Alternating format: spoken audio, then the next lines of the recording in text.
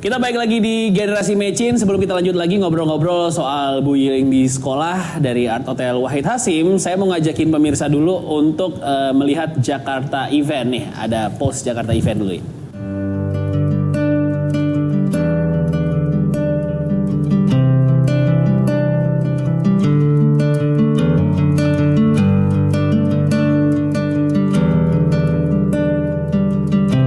Itu dia pemirsa, salah satu event di Jakarta yang bisa didatangi untuk minggu ini. Keseruannya silahkan datang saja ke sana ya. Karena kita juga sudah menunggu keseruan. Saya melihat dari kejauhan ada potongan buah semangka.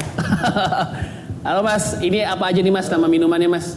Ini nama minumannya Elderberry Spritzer. Apa aja tuh? Yang ini apa nih? Ini dari Elder Flower Syrup. Elder Flower Syrup. Pakai strawberry, buah strawberry Wow. dan raspberry syrup, ditambah lemon juice sama soda water. Meriah sekali ya. Oke. Ini semangka nih kayaknya nih, watermelon juice. Ini watermelon cooler. Oke, ada sirupnya juga. Ada sirupnya dari raspberry, terus pakai chia seed itu selasi. Oke, ada selasinya ya. Oke. Pasti enak. Iya, pasti enak. Ini kayaknya kental sekali. Ini apa ini? Ini banana shortcake. Banana shortcake. Oke.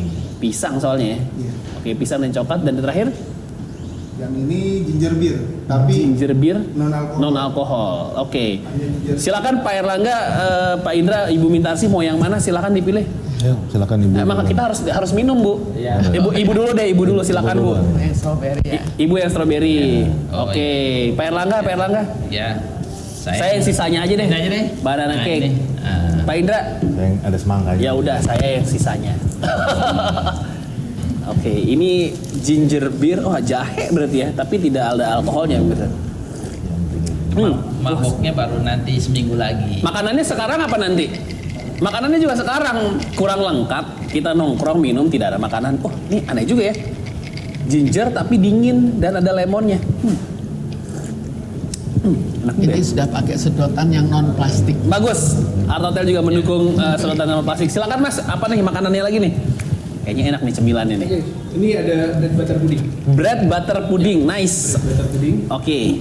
Ya, basically dia dari croissant atau mungkin bisa dari roti biasa juga. Oke. Ini sih dari bread. Bread butter. Iya. Oke, silakan taruh di, ya boleh di situ nanti kita ambil sendiri aja ya Pak ya. Iya. Silahkan. Kalau kurang nanti kita ada nasi di sebelah sana. Oh, bukunya boleh digeser. Oke. Bukunya di sini. Sok. Ininya di sini ya. Wah, ini pemanis sekali ada bunga. Bread butter pudding. Siap. Saya jadi lapar nih. Saya mau nanya ke Pak Herlangga dari Kemendikbud, sebenarnya ada nggak sih Pak peraturan kalau memang antar siswa hukumannya jelas gitu, kalau ada pembulian secara fisik hukumannya surat peringatan atau mungkin langsung dikeluarkan, termasuk juga guru sih sebenarnya memberikan hukuman fisik. Ada peraturan SOP dari Kementerian Pendidikan nggak sih Pak untuk sekolah? Iya. Kalau ini sebenarnya Permendikbud nomor 82 2015 itu jelas di situ menyebutkan kalau misalnya ada unsur-unsur kekerasan yang ada di satuan pendidikan sekolah itu kan tahapannya ada. Tahapan yang pertama mungkin ada semacam teguran secara lisan. Oke, teguran secara lisan dulu ya. Ya, lalu kemudian teguran. Ini baik siswa ataupun guru ya? Itu sama dua-duanya ya. Yang kedua teguran secara tertulis. Yang ketiga ada namanya hukuman edukatif. Jadi itu diberlakukan kepada para pelaku ya. Tapi saya sendiri barangkali mungkin ini sebagai sebuah usul ke depan. Saya kira memang guru betul juga. Memang guru sebaiknya memang harus ada semacam perlindungan kepada guru yang karena apa? Karena memang guru tuh seperti hakim sebenarnya. Jadi dia betul-betul dia membentuk karakter. Kalau misalnya pembentukan karakter memang itu kan ada berbagai macam cara tergantung pada situasi, kondisi tertentu dan kemudian harus terbangun di dalam sebuah sistem pendidikan yang komprehensif. Misalnya ada yang perlu kita tekankan ke depan barangkali mungkin ada komisi etik ya, komisi etik tiap ya. sekolah atau Ya, dari asosiasi guru? Itu dari secara umum harus ada PGRI komisi bukannya etik. udah masuk ke situ? Itu belum masuk dalam itu hanya asosiasi para guru ya. Jadi memang perlu ada semacam kalau di rumah sakit kan melakukan pelanggaran tertentu kan ada komisi etik ya. Lalu kemudian kalau misalnya di di beberapa kelompok-kelompok profesi misalnya di di dokter segala macam juga ada komisi etiknya ya.